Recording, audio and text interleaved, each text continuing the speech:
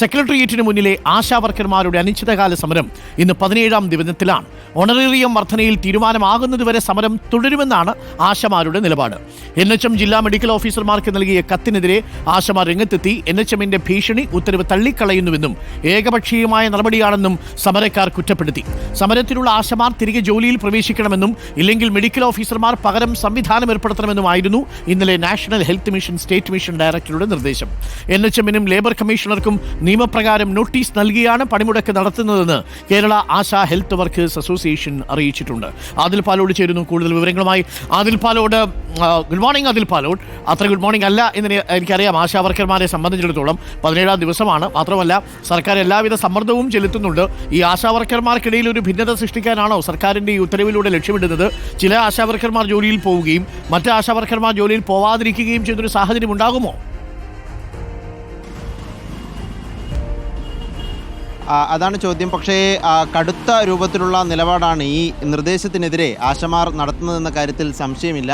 നമ്മുടെ ആശമാർ തന്നെയുണ്ട്, മിനി അടക്കമുള്ള നേതാക്കളുണ്ട്. ഈ ഇന്നലത്തെ നിർദ്ദേശം കണ്ടിട്ടുണ്ടാവുമല്ലോ. NHMന്റെ നിർദ്ദേശം വന്നിരിക്കുന്നത് അന്ത്യശാസനമാണ് ആശമാർക്ക് എത്രയും വേഗം ജോലിയിൽ പ്രവേശനം അല്ലെങ്കിൽ പകരം ആളെ ചേർക്കും എന്നുള്ളത്. എങ്ങനെയാണ് കാണുന്നത്? അതൊരു ആശാവർക്കർമാരുള്ളൊരു ഭീഷണി മാത്രമാണ്. അതിനപ്പുറത്തേക്ക് ഒരു നടപടി എടുക്കാനായിട്ട് കഴിയില്ല. കാരണം നിലവിലുള്ള ആശാവർക്കർമാർ എന്ന് പറയുന്നത് ആരോഗ്യവകുപ്പ് തന്നെ കൊടുത്തിരിക്കുന്ന വിദഗ്ധമായ പരിശീലനം ലഭിച്ച ആളുകളാണ്. കാരണം ആരോഗ്യരംഗത്ത് പ്രവർത്തിക്കുക എന്ന് പറഞ്ഞാൽ വഴിയെ പോകുന്ന ഒരാളുകൾക്ക് ചെയ്യാൻ പറ്റുന്നൊരു ജോലിയല്ല. അപ്പോൾ ഗവൺമെൻറ് ഇങ്ങനെ നിങ്ങൾ വന്നില്ലെങ്കിൽ ഞങ്ങൾ വേറെ ആളുകൾ എടുക്കുമെന്നൊക്കെ പറയുന്നത് ഒരു ഭീഷണി മാത്രമാണ്. അവർക്ക് ചെയ്യാൻ പറ്റില്ല. അത് നിയമവിരുദ്ധമാണത്. അത് നിലവിലുള്ള വ്യവസ്ഥകൾക്ക് വിരുദ്ധമാണ്. അത് ഒന്നാമത്തെ കാര്യം. 2, കൂലി കൊടുക്കുന്നില്ല. ഇതുവരെ ഈ 3 മാസത്തെ കുടിശ്ശികയെന്ന് പറഞ്ഞ് ഞങ്ങൾ സമരം ചെയ്തിട്ട് ഇപ്പോൾ 17 ദിവസമാകുകയാണ്. ഇതുവരെ കുടിശ്ശിക കൊടുത്ത് തീർക്കാൻ പറ്റാത്തൊരു ഗവൺമെൻറ്റാണ് ഇനി പുതിയ ആളെ എടുത്ത് അവർക്ക് കൂലി കൊടുക്കുമെന്ന് പറയുന്നത്. ഇതെന്തൊരു വിരോധാഭാസമാണ്. അപ്പോൾ ഇത് വെറുതെ ഒരു നാടകം മാത്രമാണ്. സർക്കാരിൻ്റെ ഭാഗത്ത് നിന്ന് ഈ സമരത്തെ ഭിന്നിപ്പിക്കാൻ എന്തെങ്കിലും പദ്ധതി ഉണ്ടെന്ന് സംശയം? തീർച്ചയായിട്ടും അതിൻ്റെ ഭാഗം തന്നെയാണിത്. കാരണം നേതാക്കൾക്കെതിരെ കേസെടുത്തു, പലതരത്തിലുള്ള ഭീഷണി മുഴക്കി. അത് കഴിഞ്ഞിട്ട് പോലീസ് ആശമാരുടെ പുറകെ നടന്ന് റിപ്പോർട്ട് എടുക്കുന്നു. ഗവൺമെൻറ് സമരത്തിന് പോകുന്ന ആളുകളുടെ റിപ്പോർട്ട് എടുക്കുന്നു. ഇപ്പോൾ പിരിച്ചുവിടുമെന്ന് ഭീഷണിപ്പെടുത്തി. ഇതെല്ലാം സമരത്തെ തകർക്കാനുള്ളതാണ്. പക്ഷേ അവർക്ക് സമരത്തിൻ്റെ ന്യായമായി ഉന്നയിച്ചിരിക്കുന്ന ആവശ്യങ്ങൾ പരിഗണിക്കുക എന്ന് പറയുന്നത് അവരുടെ അജണ്ടയിലില്ല. അതാണ് കാണുന്നത്. ഇതൊരു വിരോധാഭാസമാണ്. ഇടത് സർക്കാർ ഭരിക്കുമ്പോൾ ഒരു വിഭാഗം ആളുകൾ, പണിയെടുക്കുന്ന ആളുകൾ വന്ന് സമരം ചെയ്യുമ്പോൾ നിങ്ങളുടെ വിഷയങ്ങൾ എന്താണെന്ന് പരിഗണിക്കാൻ, പരിശോധിക്കാനുള്ള ഒരു പരിശ്രമം നടത്തിയിട്ടില്ല. ആരോഗ്യമന്ത്രി പിന്നീട് ചർച്ചയ്ക്ക് ക്ഷണിക്കുകയോ അത് സംബന്ധിച്ചുള്ള എന്തെങ്കിലും സംസാരമോ ഉണ്ടായിട്ടില്ല? ഇല്ല, അങ്ങനെ ഒരു ചർച്ചയുണ്ടായിട്ടില്ല. ആദ്യത്തത് ഒരു ചർച്ചയായിരുന്നില്ലല്ലോ.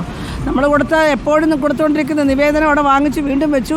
ആ നിവേദനത്തിൻ്റെ പുറത്ത് അവർ പറഞ്ഞത് ഞങ്ങളൊന്നും ആലോചിച്ചിട്ടില്ല, ചർച്ച ചെയ്യേണ്ടതുണ്ട്. ചർച്ച നടന്നിട്ടില്ല. സത്യത്തിൽ ഒരു ഭീഷണി മാത്രമാണ്, നടക്കാൻ പോകുന്നില്ല. മാത്രമല്ല ചോദിക്കട്ടെ, ഈ മിനിക്കെതിരെയും സമരം ചെയ്യുന്ന നേതാക്കൾക്കെതിരെയും വലിയ തരത്തിലുള്ള സോഷ്യൽ മീഡിയ ക്യാമ്പയിനൊക്കെ ഉണ്ടായിരുന്നു.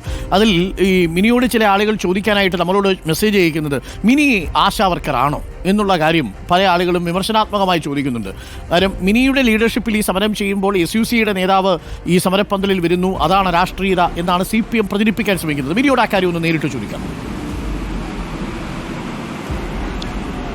ഇപ്പോൾ CPM പ്രചരിപ്പിക്കുന്ന കാര്യം ചേച്ചിക്കും അറിയാം. മിനി എന്ന പേര്, മിനി ഒരു രാഷ്ട്രീയ സംഘടനയുടെ ഭാഗമാണ്. അപ്പോൾ മിനി ആശാ വർക്കറാണോ എന്ന് സോഷ്യൽ മീഡിയയിലടക്കം എഴുതി ചോദിക്കുന്ന സാഹചര്യം മിനി കണ്ടിട്ടുണ്ടാകും. അതിനോട് എന്താണ് പ്രതികരണം? അതിനോട് സത്യത്തിൽ അവരോട് വളരെ സഹതാപം ഉണ്ടെന്നേ പറയാൻ പറ്റുള്ളൂ. ആരൊക്കെ എന്തൊക്കെ ചെയ്യണമെന്ന് എവിടെയാണ് തീരുമാനിച്ചിരിക്കുന്നത്? ആശാ വർക്കറാണോ? ആശാ വർക്കറല്ല. ഞാൻ ആശാ വർക്കർ സംഘടനയുടെ ലീഡറാണ്. ഇപ്പോൾ ഇളമരം കരീം ആശാ വർക്കറാണോ? ചിത്തരഞ്ജൻ MLA ഞങ്ങളുടെ ആശാ വർക്കർമാരുടെ മന്ത്രി വിളിച്ചു ചേർത്ത ചർച്ചയിൽ വന്ന് സംസാരിച്ചു. അദ്ദേഹമാണ് ആ സംഘടന പ്രതിനിധിച്ചത്. അദ്ദേഹം ആശാ വർക്കറാണോ? അപ്പോൾ ഇതൊക്കെ പറയുന്നത് ജനങ്ങൾ പുച്ഛിച്ച് തള്ളുന്ന വിവരദോഷമാണ് ഇവർ പറഞ്ഞുകൊണ്ടിരിക്കുന്നത്. ആരോഗ്യമന്ത്രി ഏത് ആരോഗ്യ കോഴ്സ് കഴിഞ്ഞിട്ടാണ് വന്നത്? മെഡിക്കൽ രംഗത്ത് ഏത് കോഴ്സ് കഴിഞ്ഞിട്ടാണ് ആരോഗ്യമന്ത്രിയായത്? വിദ്യാഭ്യാസ മന്ത്രിയായിരിക്കുന്നത് ഏത് വിദ്യാഭ്യാസ വിചക്ഷണനാണ്? നമ്മൾ അങ്ങനെയാണോ ആളുകളെ തിരഞ്ഞെടുക്കുന്നത്? മുഖ്യമന്ത്രി ഈ കേരളത്തിൻ്റെ മുഴുവൻ കാര്യങ്ങളും പഠിച്ചു മനസ്സിലാക്കിയ ഒരു വ്യക്തിയാണോ മുഖ്യമന്ത്രി? അങ്ങനെയല്ലല്ലോ. ജനാധിപത്യ പ്രക്രിയയിൽ ഇതൊക്കെ സ്വാഭാവികമാണ്. അത് ഉയർത്തിക്കാട്ടിയാണ് അരാജക സംഘടനകൾ ഇതിന് പിന്നിലുണ്ട് എന്ന് ഇളമരം കമ്മിറ്റി ഉൾപ്പെടെ CPM ആരോപിക്കുന്നതെന്നും ശ്രദ്ധിച്ചിട്ടുണ്ട്.